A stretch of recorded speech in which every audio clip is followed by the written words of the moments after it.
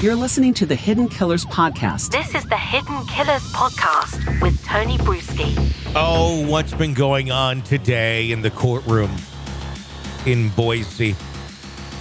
Well, quite a bit. Quite a bit has been going on in terms of reading the text message exchanges between Chad and Tylee Daybell.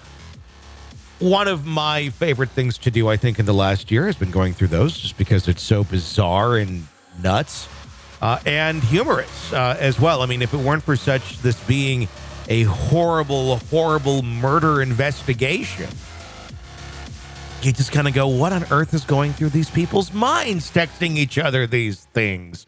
And we've also learned today that Chad likes to call his private part the storm. So anyway, let's take a look at exactly what happened thus far today. And of course, we'll have full courtroom audio for you at the end of the day or early tomorrow as we get it back from the courts.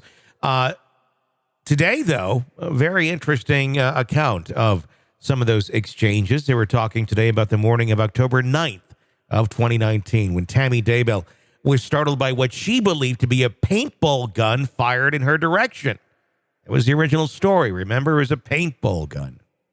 A seemingly innocuous event, in fact, was the beginning of a chilling saga that involved love, deception, and ultimately far more than a paintball gun. Murder. It was an investigation led by Attorney General Investigator Nicholas Edwards, who uncovered this complex web of deceit between Tylee and her new husband, Chad. The story begins with a series of text messages between the two that grew increasingly passionate and explicit. These things were going on while they were both still married. Messages between Chad and Tylee in the morning of October 20th, 2019 revealed a deep and growing connection between the two. Tylee texted Chad saying, "I am missing you more. I need you desperately. I can't wait." I don't think Chad talks like that, though. How would it be? "I'm missing you more. I need you desperately. I can't wait." Kind of sounds like a Muppet there. I don't know. She later texted, "Need you to hold me tight. That would be great. What about the idea of you coming here? Do you want me to come there?" Chad responded, "The apartment is haunted. I need to be here to sort out the financials," because that makes sense. Haunted financials. "Please come home Thursday so we can spend the night together. I seriously want you to look for a condo for us there that we can return to at the first of the month." To which Tylee replied, "I know exactly where we should be. I don't care where we are as long as we're together." The messages continued with the couple discussing the Lily workout plan and expressing their love sickness for one another. Chad texted Tylee, "I'm feeling sad, but it isn't for the reasons everyone thinks." On the night of Tammy's attempted shooting, phone records reveal a flurry of activity between Alex, Chad, Tylee, and Zulema. Zulema is the one that Alex got married to very quickly and then died. Her interaction in this is interesting to me because we haven't heard or seen a lot of evidence of it. And it could be, yes, we're going to, be reaching out to you, because we care about you and your husband's dead. Oh, wait, he wasn't dead yet when this happened. So, she was involved in the phone records and the communications, it seems, around Tammy's attempted shooting. As Fremont County deputies were on the scene, there were texts exchanged between Alex and Tylee, Chad and Alex, and Chad and Tylee. At 10:42 p.m., the deputy left, followed by a 38-minute phone call between Alex and Zulema. The next morning, more messages were exchanged between Alex and Zulema. Would be interesting to know what she knew and when. The investigation also uncovered a timeline of events on October 18th and 19th when Tylee was in Hawaii. There were texts between Tylee and Chad, Alex and Chad, and Alex and Tylee.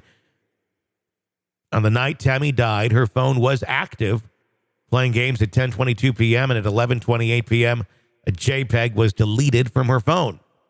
11:46 p.m., Alex was leaving the LDS church parking lot near Chad's house. Alex called Lori and then talked from 11:53 p.m. to 12:09 a.m. Lori texted Zulema at 12:10, and Chad texted Lori at 12:35. Edwards' investigation also revealed that Chad urged Tammy to take a trip to Utah to see her parents just weeks before her death. Because what kind of a nice guy would he be if he wasn't urging his soon-to-be dead wife to go see the family one last time? You know, you should go do that before I tell you and tell everyone that you're infested with zombies and asphyxiate you in bed. Maybe the conversation didn't quite go like that.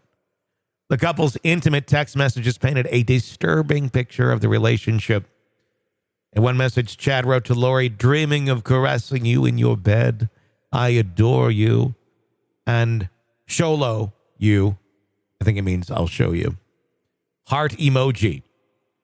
Another message from Chad to Lori read, as you remember, Chad is calling Lori Elena.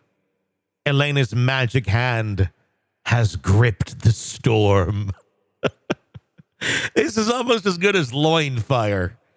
You remember back to the love letters? Loin fire? Oh, we'll re-air the love letters for you here. I think this weekend. We're going to probably play those all day on Saturday for you.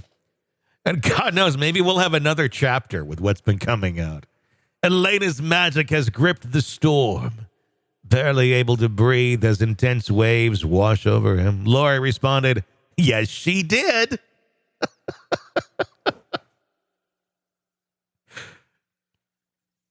Elena's magic has gripped the storm. Yes, she did. These two. So, let it be a lesson.